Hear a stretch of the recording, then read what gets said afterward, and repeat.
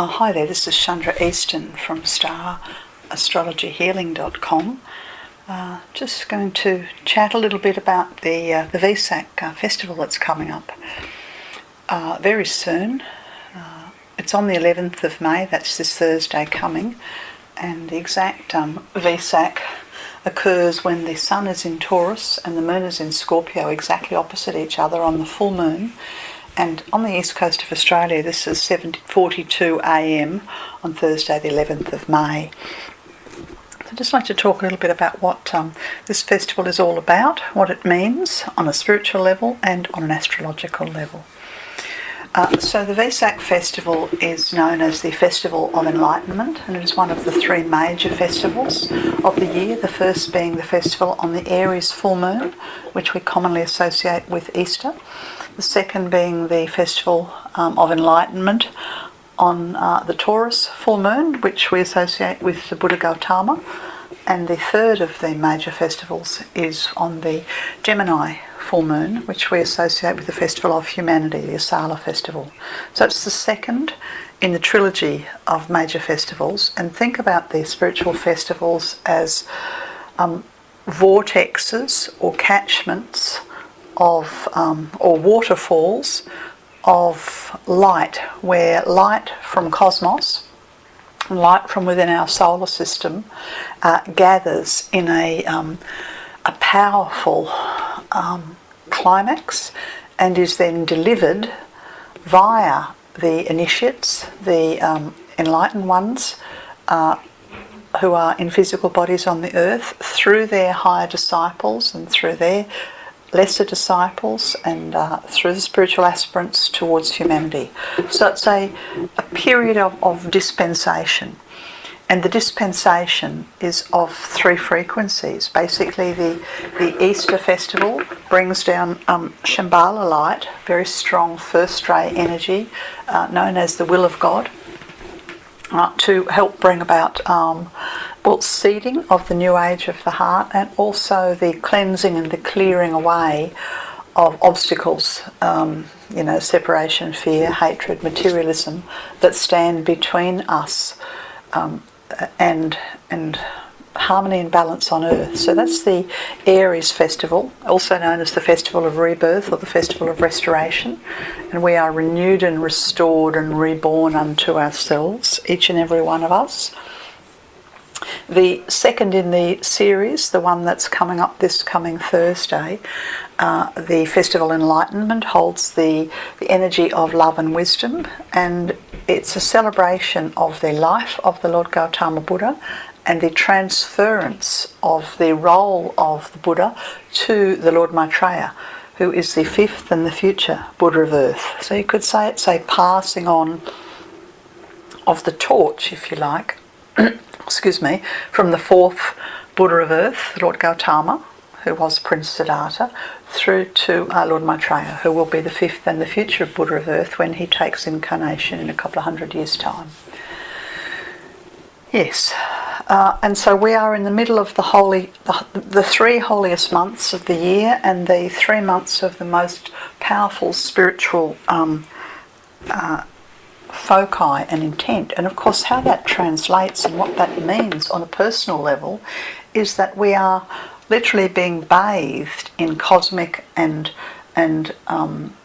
solar light, to the point that we are capable of receiving this cosmic and this solar light. And by the time we move through onto the Festival of Humanity, the first ray impulse of the forces of restoration has merged with the second ray impulse of love and wisdom through the Festival Enlightenment, and it's joined by the forces of goodwill and the forces of the Holy Mother, and the potency of this energy is disseminated via those on a spiritual path, on a spiritual quest to ordinary humanity. So you could think of these 3 months that start really the week before Easter, which was in April this year, and all the way up until the Asala Festival, which will be, I'm not sure of the date exactly, early in June.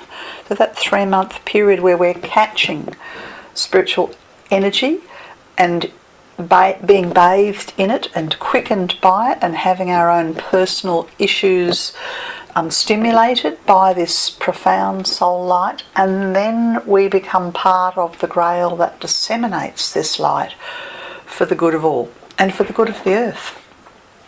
Yes, okay, so this talk is about the Festival of Enlightenment, the second, and that dissemination through the Festival of Asala is the third ray frequency of the Holy Spirit, Holy Mother. Okay, so what I have here that I'm going to talk about now is the Astrological Chart, and I've cast it for Brisbane, Australia, where I currently live, and to some extent a lot of things that I say will apply on a planetary level, and then if I make comments that are particularly relevant to the cities on the east coast of Australia, well, I'll mention that. So the first thing to notice is that the Sun is in the 21st degree of Taurus, and it's within 4 degrees of the fixed star Algol. Now Algol has a kind of a scary reputation from the ancient Arabic astrology. It's known as a star of misfortune, a star of evil, a star of sickness, a star of plague. Really, it's connected to the Gorgon, Medusa, and the mythology associated with the feminine face of humanity, sort of running rampant upon Earth, and in some cultures you could say that it's connected to the mythology of Lilith. So really, when the Wesak sun falls conjunct the Gorgon face, then the spiritual hierarchy of Earth, those who assisting, whose role it is to assist us to grow into our own soul light, have, through their grace and beneficence, they are stripping away and revealing to each and every one of us our own darkness, our individual darkness, our national darkness, our racial darkness, our planetary darkness, and we're seeing it as the Gorgon. Now, in the ancient myths, if you cut off one of the heads of the Gorgon Medusa, she simply grew another one. And so this sort of sprouting of evil, it's a bit like a fire that erupts, and we put it out in one place around the earth and we turn our backs and it's evil's erupted somewhere else. And so really this energy of decapitation and misfortune. Okay, so other points to note in the chart are where the North Node falls.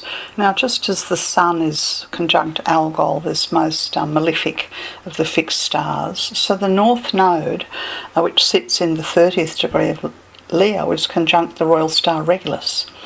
Regulus is also known as the Watcher of the East and has a strong connection to the Archangel Raphael and Lady Archangel Mary. So you could say that the soul point in the chart is connected to the Archangel Raphael, whose work is planetary healing, whereas the shadow point in the chart is associated with the Gorgon Medusa. Okay, Regulus has many names. It's known as the heart of the sun or the heart of the lion, and it does have that connection into the heart of the Sun King Maitreya. One of the things that happens with the North Node conjunct Regulus is that the spiritual energies that are pouring through at the Wesak Festival, there's a particular focus on the energy from the blue star Sirius to send this energy to the disciples on Earth. So there's a strong Syrian ascension energy that's coming in that the disciples are holding. And so of course what happens there is that the fourth ray when it descends can easily tip us out of balance if we're not standing within our own hearts, and if we haven't invoked to stand within the grail of the one heart, the grail of the heart of the Sun King, the Lord Maitreya. Another thing to mention is, along with the Sun being in the 21st degree of Taurus, the Moon is directly opposite in the 21st degree of Scorpio, and this is one of the degrees associated with pride. And so it appears to me that one of the ways the malevolent, dark face of Medusa can be seen all around the world is through pride.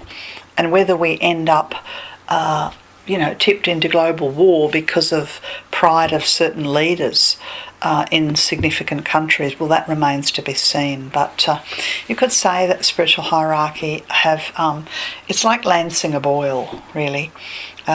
Those who aspire towards living in harmlessness and working with the energy of goodwill, well, we need to connect with the fixed star Regulus and to maintain a level of dispassion whilst the shadow rises and is exposed by the Wesak energy, and that shadow may well contain plague, sickness, mob violence, and pride associated with nations or leaders. Okay, other things to talk about in the chart here. There's a fire grand trine that links the North Node in Leo, conjunct Regulus, to Saturn and to Mercury. Saturn's in Sagittarius and to Mercury and Uranus in Aries. So there's this sort of spiritual quickening. Things are happening very fast on Earth, and there's no time to wander or to meander. We need to galvanise our spiritual aspiration and drive it towards spiritual intent. And the intent is to build the energy of goodwill and to build and to create cities and communities and country towns and suburbs that hold the sort of frequency of loving kindness. And if we're able to do that, then we are true to the fire grand trine in the chart. Now, one of the things that's noticeable, and this is specifically just for Australia, well, it's not really. There's a Mars-Neptune square that everyone on the planet will be feeling, and you could say we live in the political times where there's great misinformation, or, as President Trump likes to put it, fake news. So where the fake news is generated from, and who creates it and to what end and who believes it, well, it's creating massive confusion and misinformation. So this distortion, you could say it's very Orwellian doublespeak. In the Australian chart, the point of greatest distortion, that is the Neptune, sits conjunct the political leaders, and it influences the ordinary person in the street by way of they don't know what to believe and they don't know what's true. And so, of course, unless we have developed the capacity for discrimination, then we can just be drawn into a web of lies. And so it's very, very important for everyone on the planet to build discrimination, and for Australians to realise that the government's acting as a vehicle for misinformation. It's as simple as that. I notice Pluto sits in the 8th house, which for the Australian continent, I would say it's associated with a downsizing of our economy, or a selling off of our assets, or a corporatisation of the government. And clearly who profits by this corporatisation of the government is not the common people. Jupiter falls in Libra and does have a beautiful trine to Mars. So this is really inviting us to put our commitment and our faith and our voice in divine justice. I mean, this lancing of the boil of the shadow, of the global shadow of the Gorgon all over the earth is necessary, and the end result of it will be justice. Okay. Yes. So what to do? We have to call to the heart of love, to the heart of the Buddhas, to the heart of the Lord Gautama, the Lord Maitreya and the Lady Yasodhara, to the three hearts, and we have to step within the grail of the three hearts. And when we step within this grail of the three hearts, as I said, it can be in our family or our suburb, our village, our community, our nation state, our culture. But when we do that, then we are protected, and we connect in to the heartbeat of Earth, and we connect into the energy of goodwill, and we will not get more challenges or more light than we can handle. If we fail to step within this citadel of love, this grail of the global heart, then we're sucked into the vortex of the Gorgon, of the global darkness that keeps erupting in different places all around the planet, and we're sucked into the web of lies and deceit, and we lose faith, and we lose hope, we become helpless. So we have a choice. We have a very strong choice here on this Wesak, is to align ourselves with the forces of enlightenment. And of course, what's so important over the 5-day period either side of 7:42 a.m, that's Australian Eastern Standard Time on the 11th of May, 2 days before, that's Tuesday and Wednesday, Thursday and Friday and Saturday, is plug in. Plug into solar light and global light, and plug in to receive the light of your soul and spirit. Have a fantastic Wesak. Hope you found this talk interesting and useful. There are lots of other talks on the channel. There are also on the YouTube channel. There are also guided meditations, and of course I work on a one-to-one level with people in Australia and all around the world through online video conferencing. To help you make decisions in your life, whether they are career decisions, personal decisions, relationship decisions, to assist you to understand about how to use your astrological chart for your own benefit. This has been Chandra Easton from StarAstrologyHealing.com. Bye for now.